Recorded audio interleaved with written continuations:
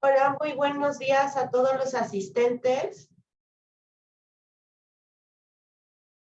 Bienvenidos a este seminario especial que organizamos en el marco del 50 aniversario de la licenciatura en nutrición de la Universidad Iberoamericana Ciudad de México.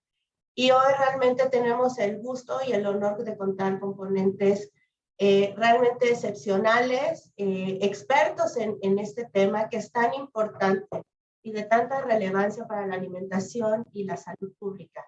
Decidimos organizar este webinar especial de metales tóxicos en los alimentos y a manera de una breve introducción, sabemos que los metales, al igual que otros elementos naturales, están presentes en los alimentos. Ahora, ¿de qué dependen los niveles en los que nos vamos a encontrar? Pues de muchísimos factores. Puede ser del nivel de estos elementos, de estos metales en el aire, en el agua, en los suelos utilizados para cultivar, en la contaminación actual, pero también en la pasada que hayan tenido las tierras o los mares o los lagos.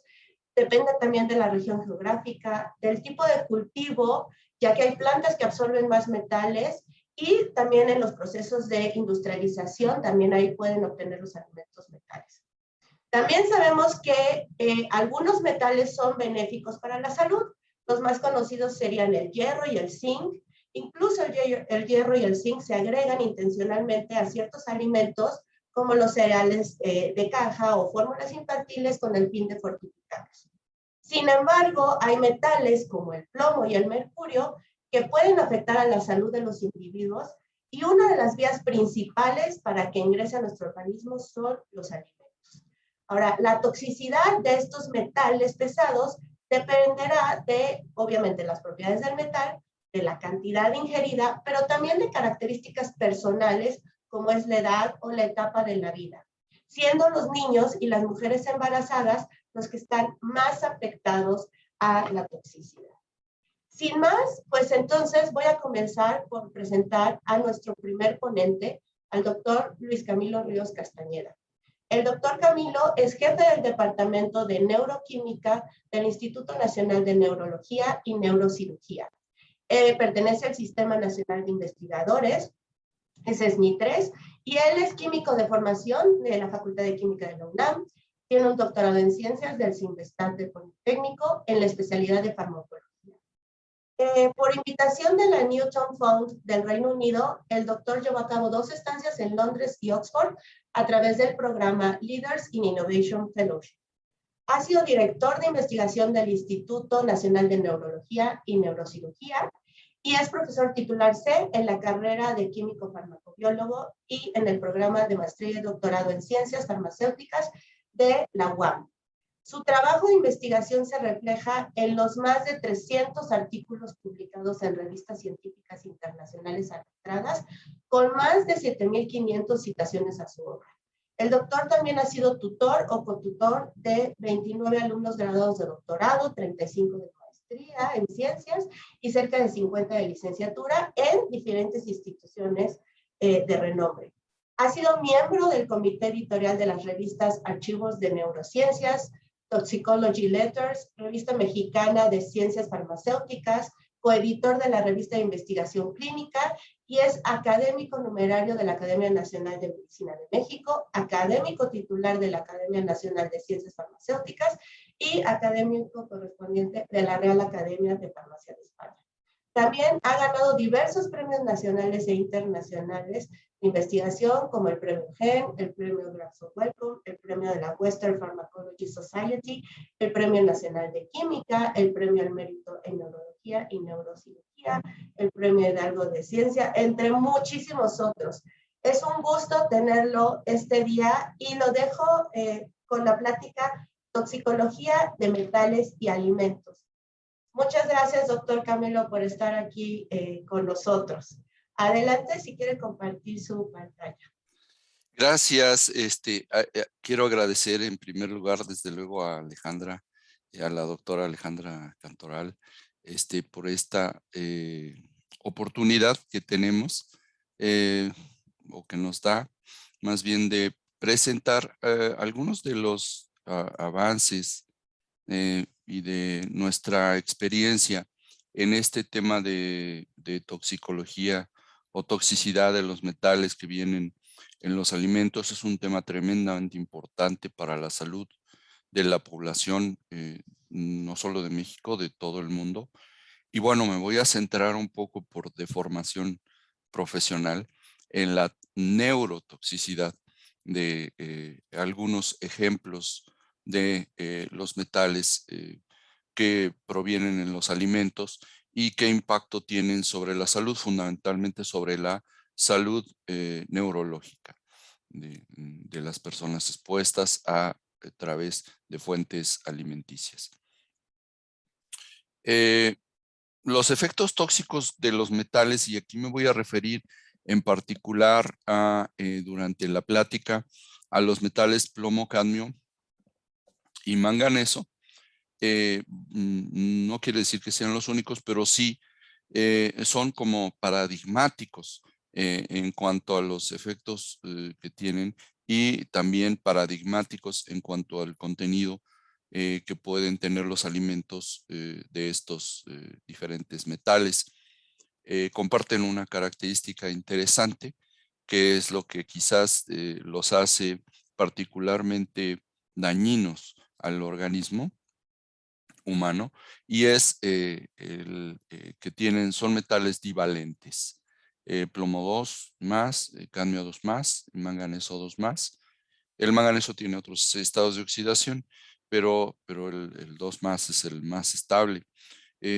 Estos son paradigmáticos, decía yo, porque comparten una característica tóxica común, y es que pueden generar, está ahí puesto como la segunda en esta tabla, perdón. En esta tabla está un poco cargada, es una revisión más o menos reciente del 2020 sobre los efectos neurotóxicos de metales.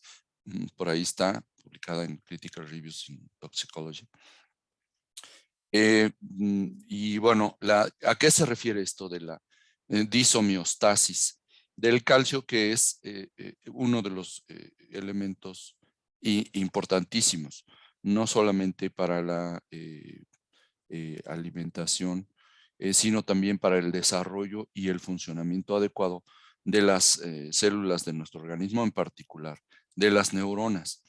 De tal forma que muchos de los efectos que tienen estos metales neurotóxicos o potencialmente neurotóxicos de los alimentos se refiere a su competencia con los procesos que dependen del calcio a nivel tanto intra como extracelular, pero fundamentalmente intracelular.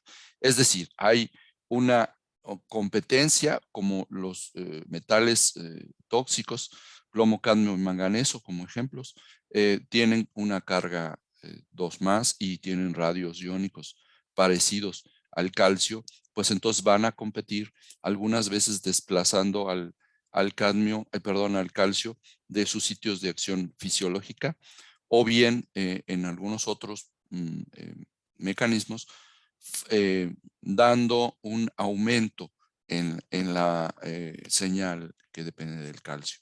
Esto es mucho menos frecuente. Entonces, ¿cuál es la consecuencia neurológica? Disculpe, voy a prender aquí mi marcador, mi puntero láser.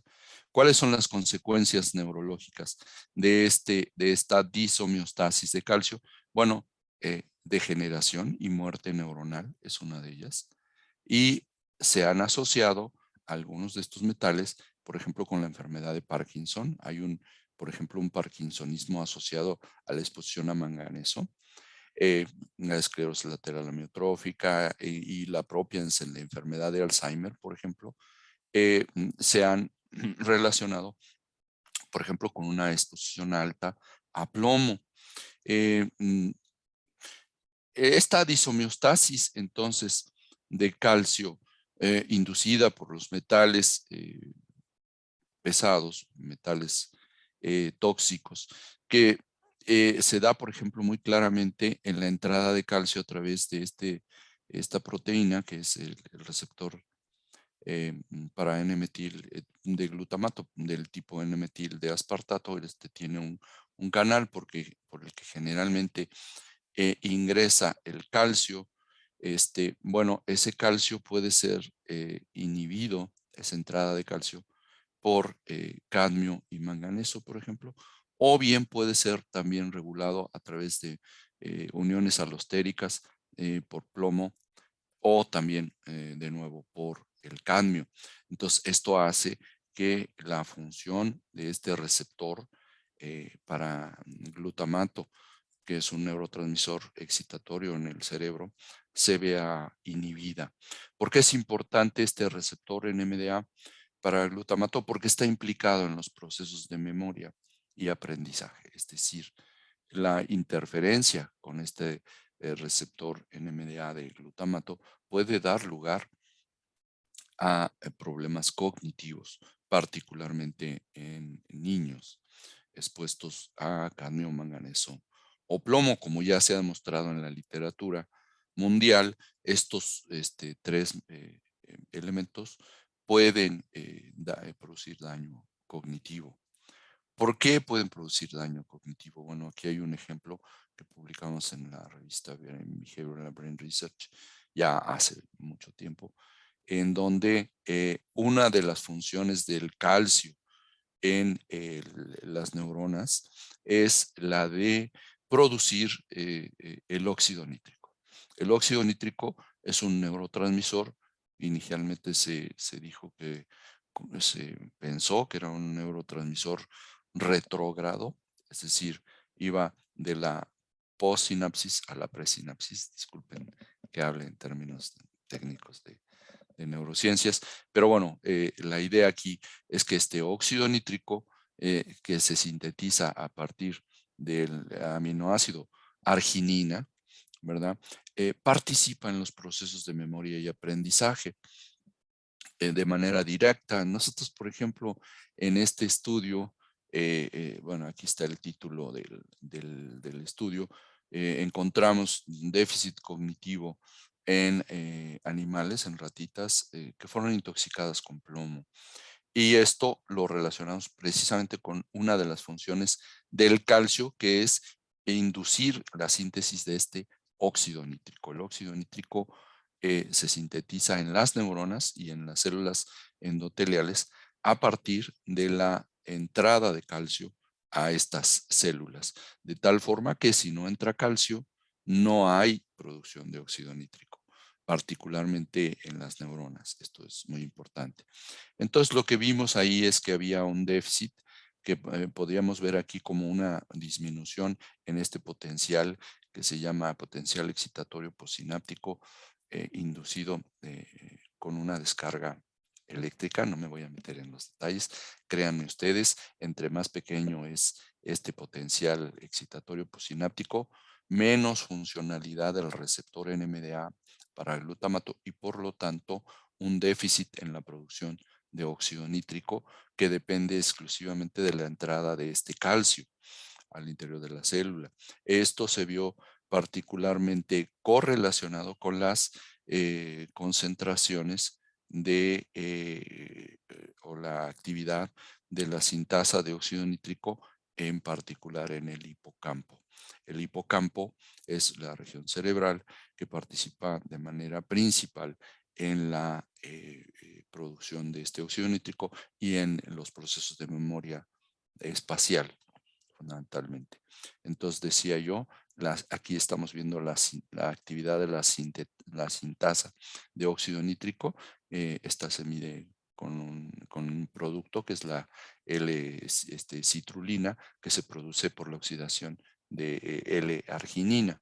Entonces ustedes vean cómo a diferentes concentraciones de plomo en el agua de bebida en estas ratitas, menor es la producción de óxido nítrico medido a través de la actividad de la sintasa de óxido nítrico, y esto es particularmente sensible en el caso del hipocampo. Aquí se ven las concentraciones. El control pues tenía 0 de plomo en el agua de bebida, y conforme ustedes aumentan la concentración en partes por millón de la eh, bebida, de plomo en la bebida, ven una menor actividad y por lo tanto menor producción de óxido nítrico. Esto por la interferencia del plomo en los procesos que dependen del calcio y que activan a la sintasa de óxido nítrico.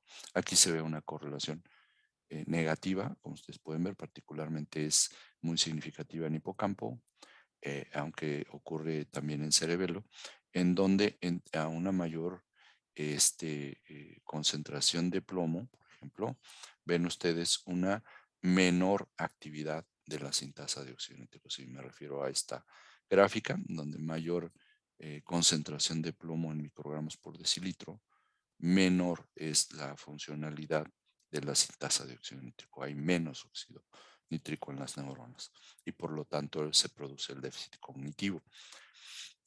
Las fuentes, no me voy a detener demasiado en esto porque seguramente la doctora Mara Telles les va a hablar muchísimo más y mejor que yo de este tema. Simplemente pues puntualizar que la fuente principal de plomo actualmente en nuestro país es el uso de la loza de barro vidriado a bajas temperaturas. Esta loza tradicional, ¿verdad? Que es una cerámica que se produce por el uso de sales de plomo.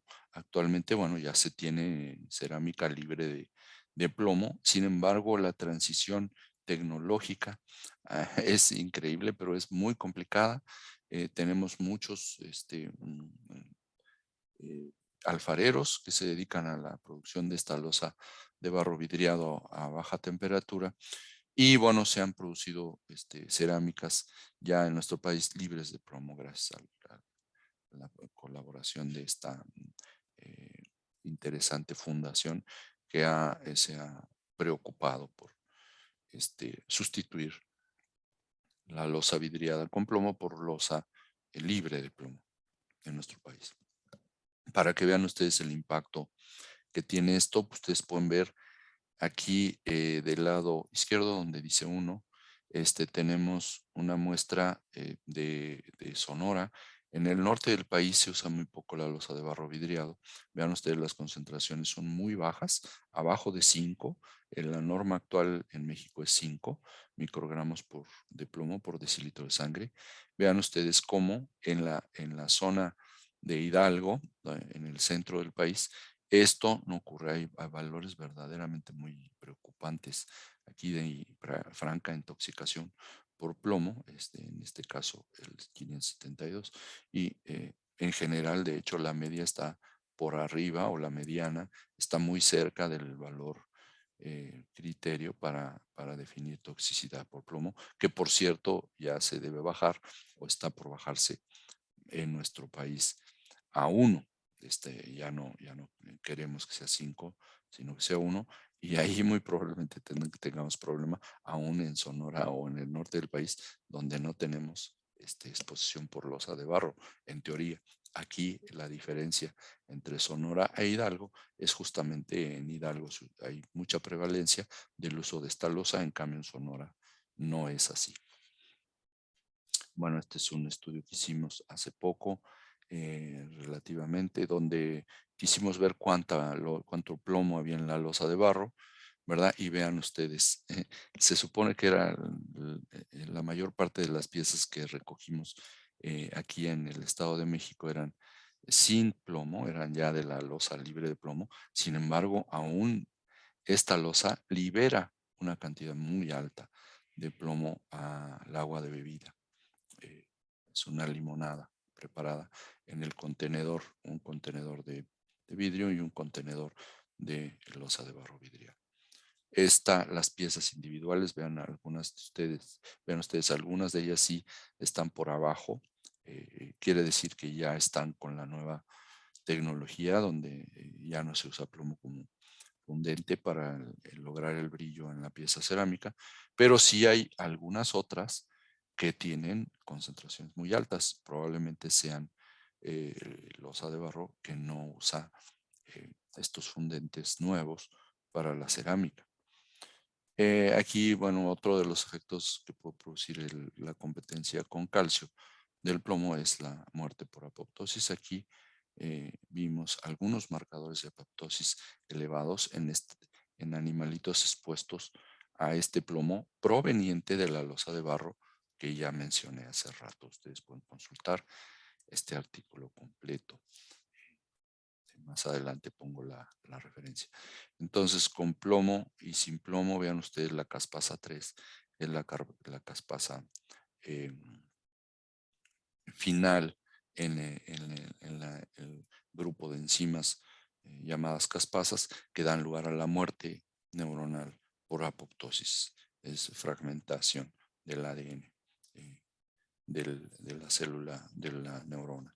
Y vean ustedes con plomo se va muy hacia arriba la actividad de la caspasa 3, que es la caspasa ejecutora, un pasito antes de la apoptosis propiamente.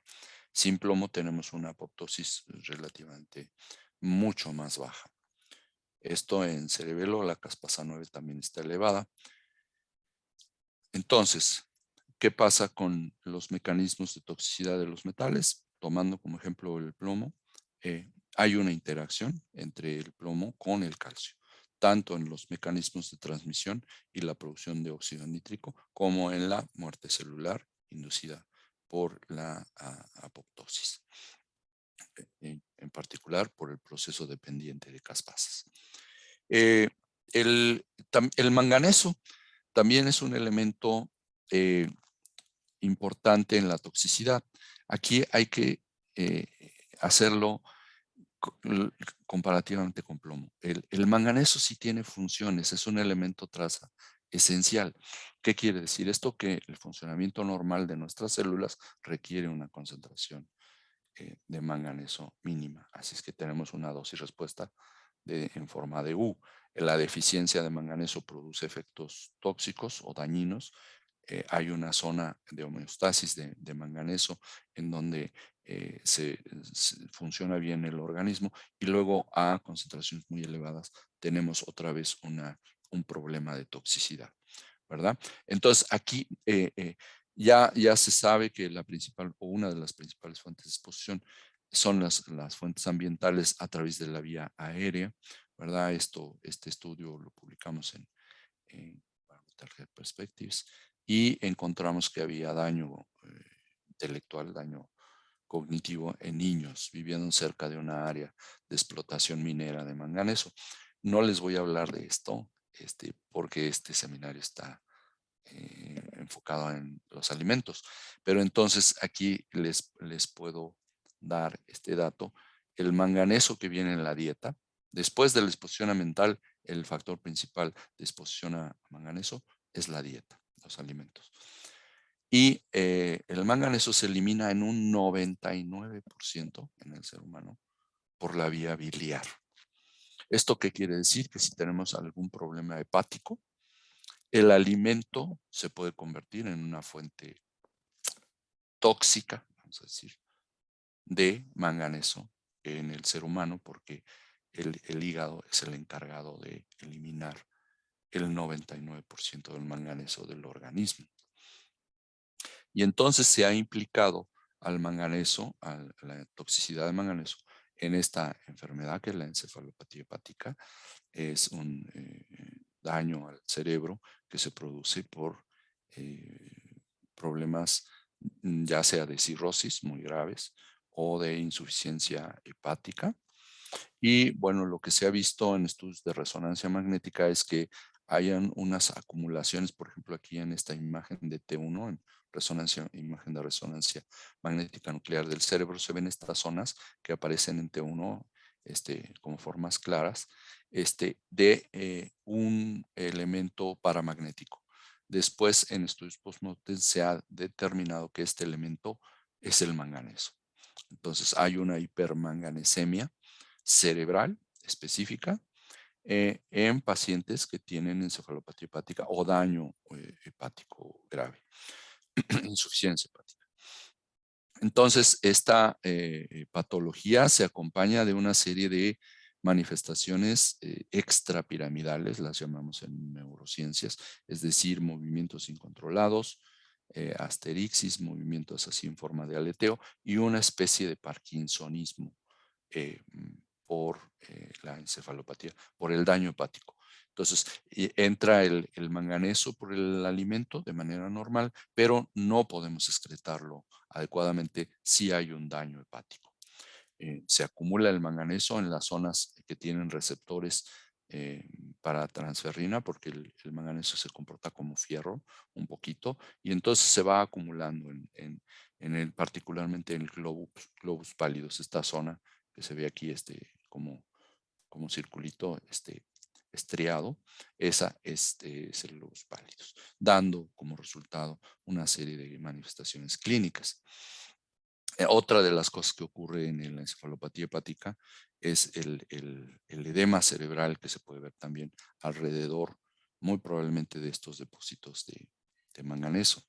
Y esto es debido a que el manganeso participa en la vía de síntesis de la glutamina. La glutamina cerebral es el precursor del aminoácido, del neurotransmisor glutamato. Entonces, la glutamina sintetasa es una enzima que depende de manganeso, curiosamente. Entonces, ahí tenemos una interacción, alto manganeso, alto amonio, porque como ustedes saben, el daño hepático produce alto amonio. El amonio se combina con el glutamato para producir glutamina, y la glutamina tiene efectos como osmorregulador. Entonces se ha pensado que la glutamina puede ser sintetizada de manera muy alta, o sea, en concentraciones altas, en los pacientes que tienen alto nivel de amonio, por un lado, por el daño hepático y su incapacidad para eliminar el amonio, y por otro lado, por el alto contenido de manganeso. Y esto es un artículo que publicamos este año precisamente sobre la interacción de amonio con manganeso en la formación de glutamina y de otros productos del metabolismo cerebral, ¿verdad?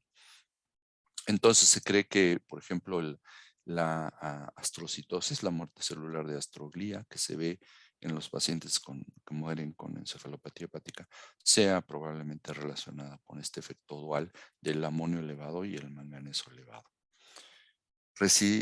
Ya tiene algún tiempo que publicamos este artículo en el que encontramos que los niveles de manganeso en sangre en pacientes que cursaban con encefalopatía hepática puede predecir de manera estadísticamente significativa, eh, es decir, qué pacientes fallecen un mes después del diagnóstico de encefalopatía hepática si tienen niveles elevados de manganeso en sangre. Aquí lo que encontramos es que aquellos pacientes que fallecen, que tienen ahí la crucecita, son los que fallecieron, tienen niveles estadísticamente más altos de manganeso en sangre. Es un estudio pequeño. Estos pacientes tienen una mortalidad muy alta. Los pacientes de encefalopatía hepática generalmente mueren por coma hepático o herniación hepática por el edema.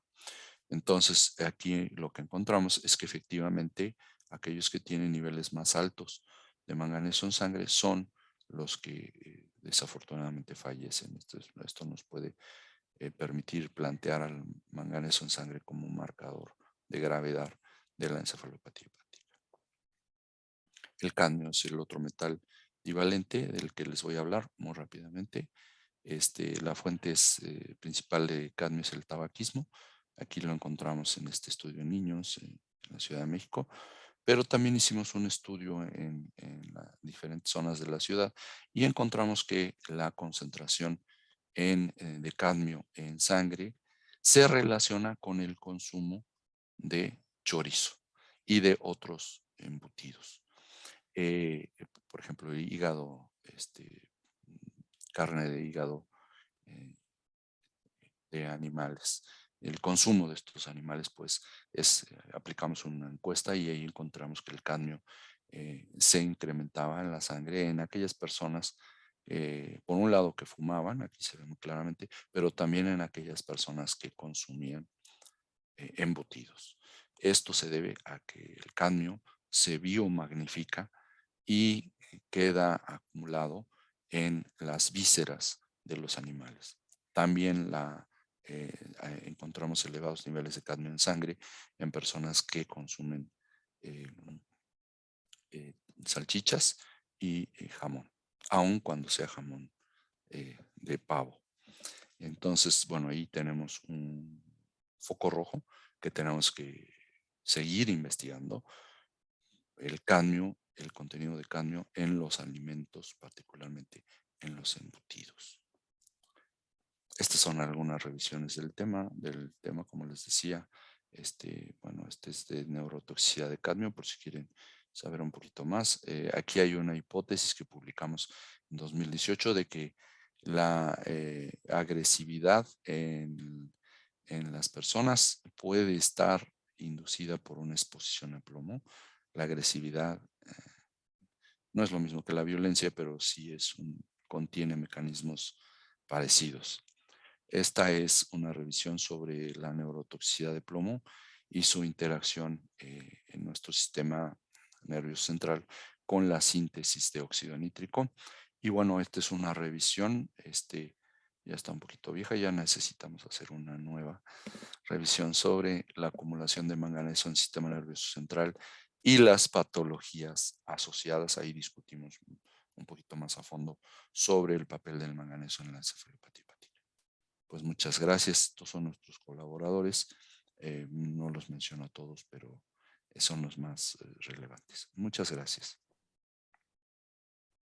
Muchísimas gracias, doctor Cano.